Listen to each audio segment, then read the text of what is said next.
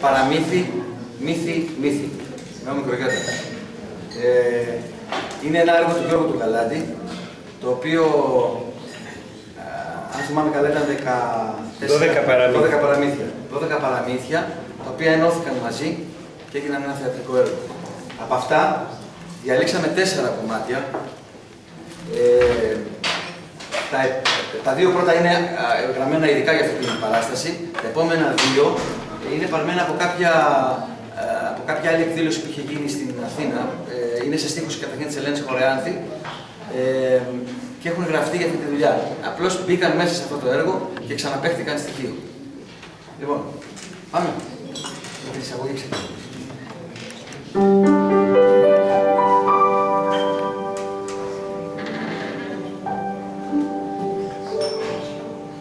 Μια φορά και έναν καιρό έξω έβρεχε θαρό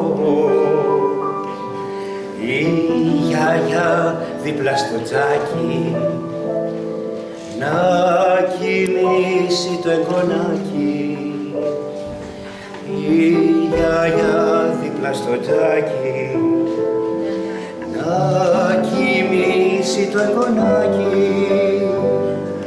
Νάνι, νάνι, νάνι, νάνι, νάνι, νάνι, να παραμύθι αρχινά